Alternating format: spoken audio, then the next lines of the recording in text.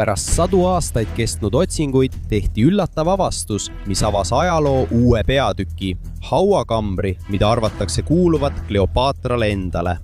Selle sees leiti kummalisi sümboleid, salapäraseid esemeid ja justkui iidsetest aegadest pärit hoiatusi. Kuid küsimus on, miks näib, et Egiptuse kõige võimsama kuninganna viimne puhkepaik on tahtlikult varjatud? Ja milliseid saladusi võib see paljastada, mis võivad muuta meie arusaama ajaloost? Aga enne seda palun pange like ja tellige kanal. See on meile sisuloojatele väga oluline. Suur tänu teile. Seega alustame! Juba üle 2000 aasta on olnud mõistatus, kuhu on maetud Kleopatra, Vana-Egiptuse viimane vaarao. Ta oli üks võimsamaid naisi Vahemere ajaloos. Ta oli tuntud oma tarkuse, ilu ja juhtimisoskuste poolest. Kuid siiani ei tea eksperdid endiselt, kus ta on maetud. Pärast seda, kui Kleopatra ja tema armastatu Mark Antonius kaotasid Octavianusele, kellest sai keiser Augustus, lõppes nende elu traagiliselt.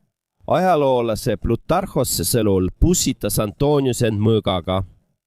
Kleopatra kasutas väidetavalt mürki, mille ta sai aspiidilt. See on maduliik, mis sümboliseeris vaaraode võimu. Meile lubati koos matmine uhkesse hauakambrisse, kuid pole selget ülestähendust selle kohta, kuhu see ehitati. Kleopatra võim oli koondunud Aleksandria linna. Seal seisis tema palee Antirodose saarel koos templite ja kuulsa Aleksandria raamatukoguga. See koht oli kunagi genotaaf. Ajaloolase Plutarhosse sõnul pussitas Antonius end ise mõõgaga. Ajaloolase sõnul pussitas ta end mõõgaga. Paleed, templid ja võib-olla isegi kuninganna enda haud kadusid aegamisi silmist. Paljud teadlased on sajandite jooksul püüdnud hauda leida, kuid kõik on läbi kukkunud. Pole veel leitud kirstu, inskriptsiooni ega kambrit, mis tõestaks, et see on avastatud. Ainsad leitud esemed on katkised kujud, Kleopatra näoga mündid ja mõned hoonevaremed. Need on tema hiilguse meenutused, kuid need ei vasta küsimusele, kuhu ta on maetud. Samal ajal tekkis tänapäeval uus lootus. Tänu kaasaegsele tehnoloogiale, nagu sonari kaardistamine, setete proovide võtmine ja veealune väljakaevamine, alustati põhjalikku otsingut uuesti. Üks selle ala eestvedajatest oli Prantsuse merearheoloog Franck Odieu. Nad avastasid merepõhjast suuri sambaid, kujusid ja esemeid Kleopatra ajastust. Nad leidsid ka osa tema paleest ja Isise templi, jumalanna, kes oli seotud Kleopatraga. Kuid kuigi palju on juba avastatud, pole siiski veel leitud tema haua otsest asukohta. Seetõttu hakkasid eksperdid otsima teistest kohtadest, nagu templid ja nekropolid väljaspool Aleksandriat. On olemas mõned vanad ülestähendused, mis viitavad võimalusele, et see võib asuda ühe templi lähedal, mis on pühendatud Isisele linna lääne osas. Kuid seoses piirkonna suure muutumise ja kaartide kadumisega on otsing muutunud veelgi raskemaks. Siiani on veel palju küsimusi. Kas nad tõesti maeti koos Antoniusega või äkki peideti nende säilmed ära, et neid enam kunagi ei leitaks? Kas on ka võimalik, et haud hoiti meelega saladuses, et varandust ei varastataks? Samal ajal, kui aastad mööduvad ja tehnoloogia areneb, kasvab ka teadlaste lootus, et Kleopatra tõeline haud leitakse üles. Varem ringlevad tema viimase puhkepaiga kohta ainult legendid ja lood. Kuid aja möödudes muutub selle leidmine päriselus üha võimalikuks. Isise templi avastamine merepõhjast oli selle kõige algus. Pärast seda pöörati tähelepanu maismaal asuvatele varemetele, kus leiti kujutükke, raidkirju ja arhitektuurseid detaile, mis näisid peitvat saladusi. Üks uurimise keskpunktidest oli Osiris Magna, mida tuntakse ka kui Osirise suurt hauda. Juba nimest endast on tunda selle müsteeriumi kaalukust. See koht asub umbes 45 kilomeetri kaugusel Aleksandriast. See ehitati Ptolemaios teisne Philadelphose ajal, kes oli tuntud Kreeka ja Egiptuse traditsioonide ühendamise poolest. Kogu tempel on pühendatud Osirisele, allilma jumalale. Kuid pikka aega uskus enamik teadlasi, et Osiris Magna oli vaid rituaalide ja jumalateenistuste paik, mitte kuningate või kuningannade matmispaik. Vana-Egiptuse tava kohaselt maeti vaaraod suurtesse püramiididesse või kuningate orgu. templid olid mõeldud tseremooniateks ja palvetamiseks, seetõttu kasutati neid harva matmispaigana. Seetõttu ei kaasatud Taposiris magnat varem püsisesse Kleopatra otsingusse. Kuid oli üks naisarheoloog, kes selle seisukohaga ei nõustunud. Tema nimi on dr. Kathleen Martinez Dominikaani vabariigist. Tema sõnul on jumalanna Isise ja Kleopatra vahelisel seosel suur tähendus. Isis on taassünni ja võimu sümbol. Kleopatra kujutas end alati Isise elava sümbolina. Vana aja lugudes, pärast seda, kui Set tappis oma venna Osirise, peitis Isis Osirise keha. Ta peitis ta salajasse hauda, et ta saaks teispoolsusesse tagasi pöörduda. Kui sellest lähtuda, on võimalik, et Kleopatra valis selle koha oma matmispaigaks, et näidata oma lähedast seost Isisega. Sellega seoses alustas dr. Martinez 2005 aastal põhjalikke väljakaevamisi Taposiris magnas. Aastate jooksul avastasid nad templi all käigud ja tunnelid. Koridorides leidsid nad mitu hauda, Ptolemaioste ajastu valitsejate kujusid ja palju münte Kleopatra näoga. Martinezi jaoks on selle koha seos Egiptuse viimase kuningannaga ilmne. Siiski pole kuninganna tegelikku hauda siiani leitud. Tempel on läbi elanud palju õnnetusi, nagu rünnakud, maavärinad ja järk-järguline lagunemine. See on looduse tõttu lagunenud. Kohalikud räägivad isegi legende, mis väidavad, et sellel kohal on needus või püha kaitse. Nagu oleks aeg ja ajalugu tahtlikult hoidnud maailma üht kõige varjatumat saladust. Sellest hoolimata jätkub otsing endiselt, sest kui Kleopatra haud leitakse, saab sellest üks tähtsamaid avastusi ajaloos. Sellega seoses jõudis Kleopatra hauaotsing 2022 aastaks veelgi olulisemasse etappi. Seda juhtis dr. Kathleen Martinez. Nad kasutasid kaasaegset tehnoloogiat nagu maapinda läbistav radar ja 3-mõõtmeline seismiline kujutamine. Selle abil avastasid nad maal kummalise struktuuri, tunneli, mis oli otse kaljusse raiutud. Selle pikkus on umbes 1300 meetrit ehk üle 4200 jala. Eksperdid olid taas hämmastunud selle suuruse ja meisterliku teostuse üle. Inseneride sõnul sarnaneb tunneli disain iidsete Kreeka akveduktidega, mida kasutati kunagi vee kaugematesse piirkondadesse toimetamiseks. Kuid on selge, et see tunnel ei olnud mõeldud ainult vee jaoks. Selle rajamise aja põhjal on võimalik, et see oli osa pühast paigast, mis ehitati millegi väga väärtusliku peitmiseks või kaitsmiseks. Uurimise süvenedes märkasid nad, et mõned tunneli osad olid üle ujutatud põhjaveega.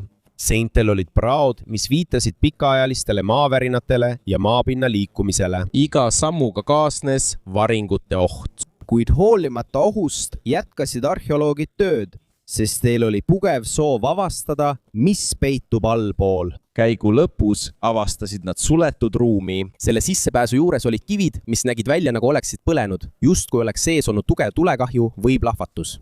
Äkitselt muutus õhkkond. Õhk muutus raskeks, peaaegu seisvaks. Nende varustus hakkas äkitselt tõrkuma ja isegi tuled näisid tuhmuvat. Ohu tõttu pidid nad sisenemise ajutiselt katkestama ning pidid leidma turvalisema viisi, kuidas ruumi sisse näha. On neid, kes usuvad, et see võib olla Kleopatra ja Mark Antoniuse viimane puhkepaik. Kui see on tõsi, oleks see Egiptuse ajaloos tohutu avastus. May ilan ding naniniwala na See on püha hauakamber Osirisele. Praegu jääb selle ruumi sisu saladuseks, kuid iga avastus, mis lisab teadmisi, viib meid vastusele lähemale. Samal ajal, mida sügavamale kaevamised lähevad, seda suurem on surve erinevatest suundadest. Surve ei tule ainult ekspertidelt, vaid ka meedialt ja kohalike ametnikelt. Kõik tunnevad, et unustatud surnute templi kauavarjatud saladus on peagi avalikuks saamas. Ja mis iganes nad ka ei avastaks, see võib kogu maailma šokeerida. Kaevamiste käigus leidsid arheoloogid üles niinimetatud Osirise koridori, pika maa-aluse koridori. See ilmus järk-järgult välja, kui nad tolmu hoolikalt eemaldasid. Seintel oli palju graveeringuid, kus Osirise nimi korduvalt esines. Käik lõhnas vaigu ja viiruki järele. muistsete rituaalide jäljed, mis viidi läbi tuhandeid aastaid tagasi. Selle sees on matmiskambrid, millest enamik on siiani terveks jäänud. Muumiad on mähitud 7-kordse riidega ja neil on õhuke kuldleht, mis helgib isegi hämaras valguses. Kaasa pandi ka ehteid ja maske, mis pidid pakkuma kaitset teispoolsuses. Üks tähtsamaid leide oli muumia, kelle südamele oli asetatud kuldne skarabeus. Taassünni ja igavese kaitse sümbol. See näitab, et see inimene võis kuuluda ühiskonna kõrgemasse kihti. Laiali olid ka mündid, millel oli Kleopatra nägu.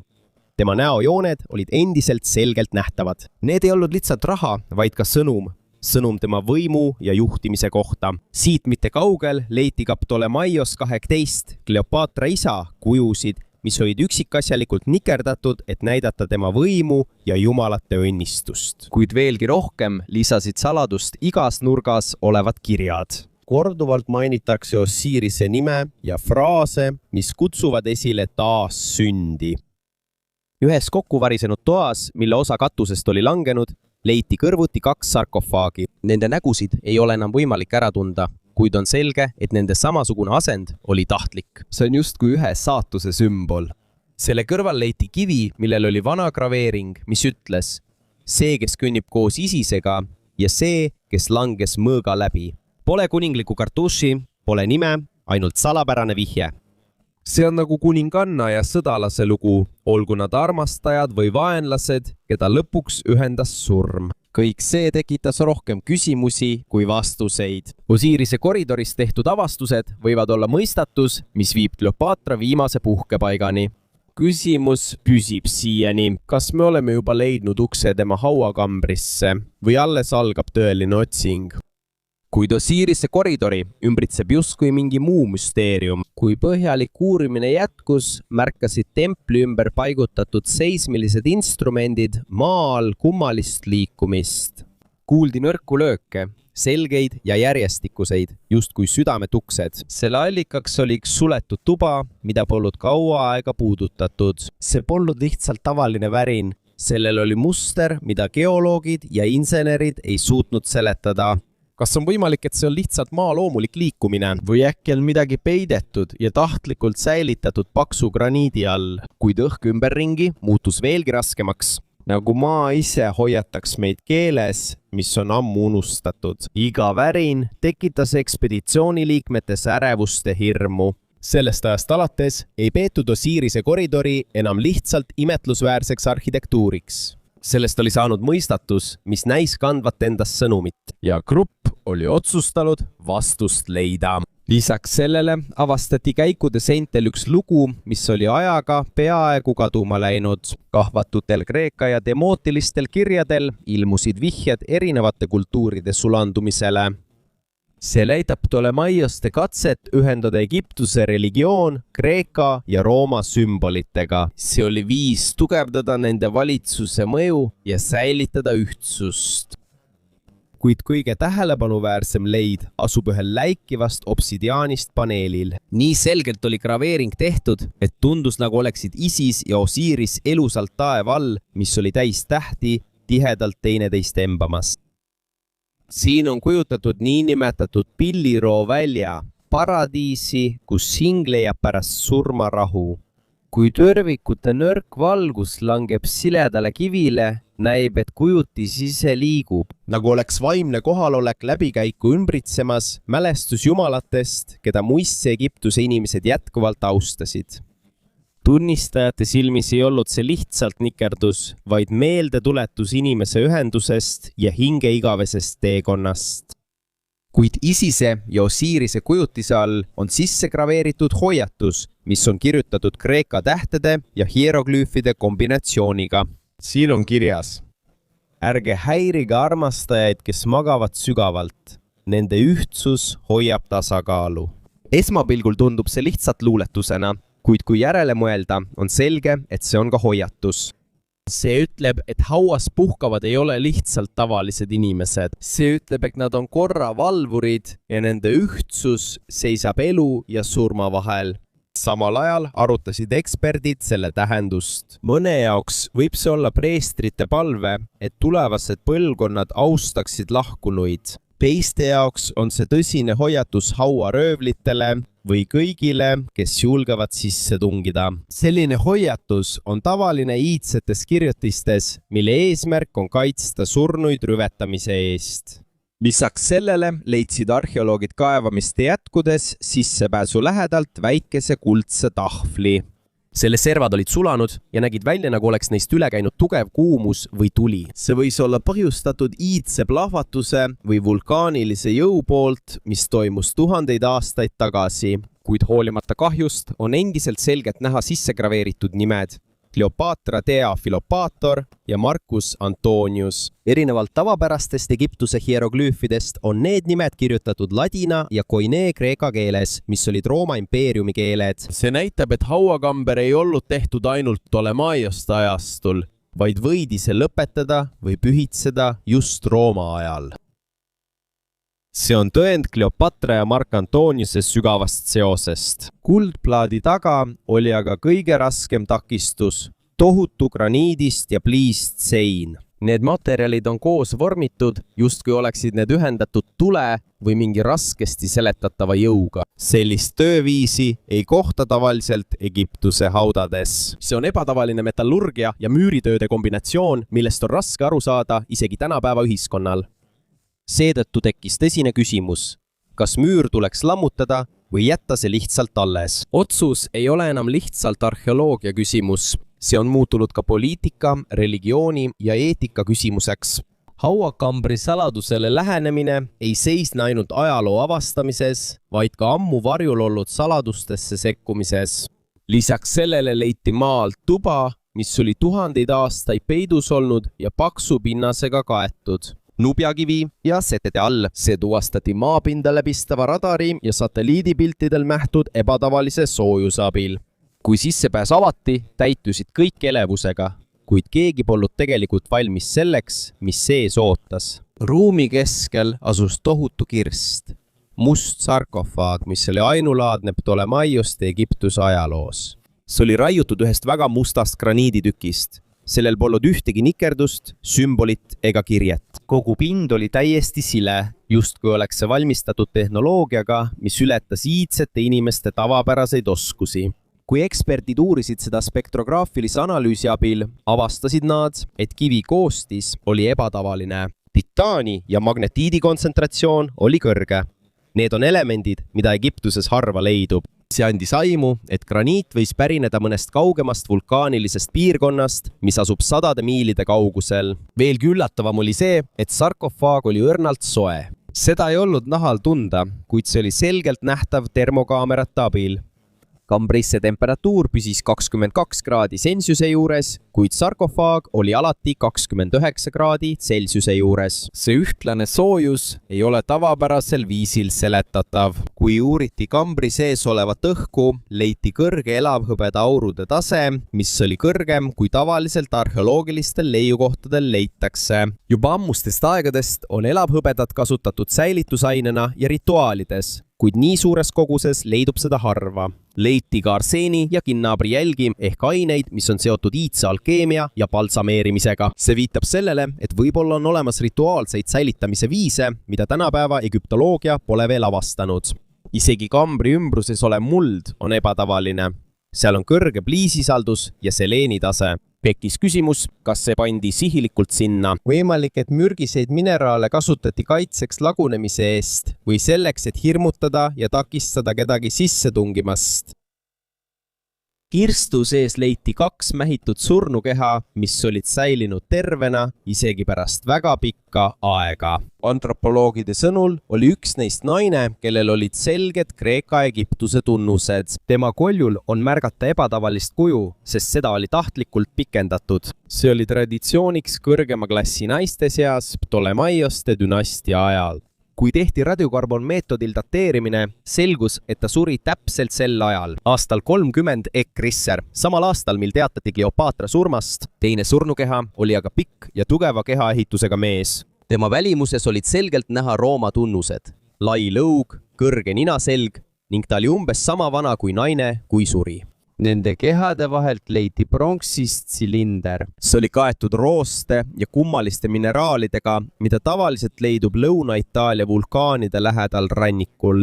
Kuigi see oli vana, jäi selle kuju terveks. See oli tihedalt suletud, ilma hingedeta või mingi muu viisita seda avada. Kui seda röntgeniga uuriti, ilmus seespoolt kummaline vari. See näis olevat orgaaniline materjal, mis liikus aeglaselt aja jooksul. Nähtu tõttu viidi see kohe Kairos asuvasse laborisse.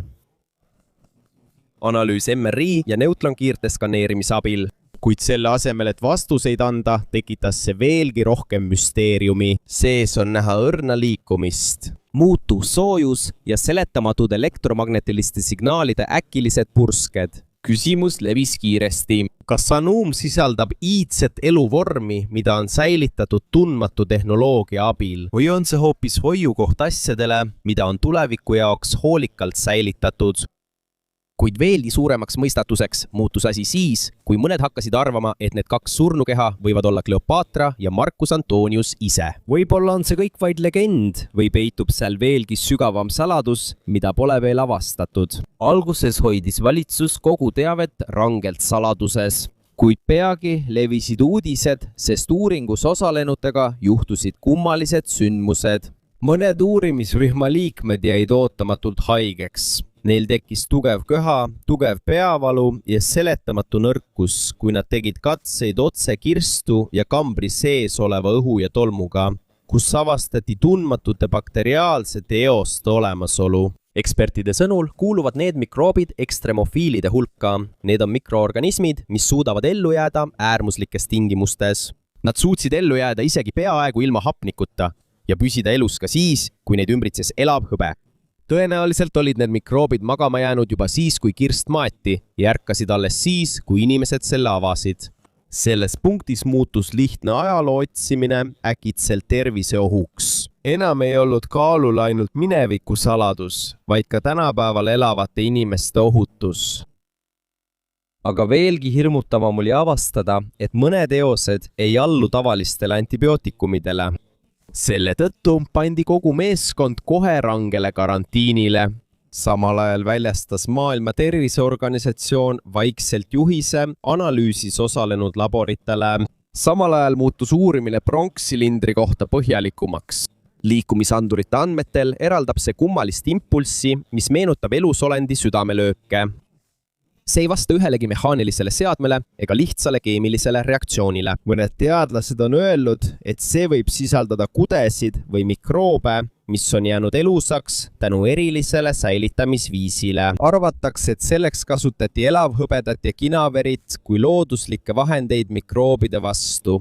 Seetõttu kehtestas Egiptuse valitsus kohe väljakaevamiskohas liikumiskeelu. Nad teatasid, et see on kõigi ohutuse huvides. Satelliidipiltidelt on näha tugevdatud turvalisust, valves olevaid sõdureid ja signaaliblokaatoreid, et ükski teave välja ei lekiks. Puudub ametlik avaldus, mis ütleks, et tegemist on bioohuga alaga. Tüüpiline ja ametlik on tugev hirm ja pingeline õhkkond.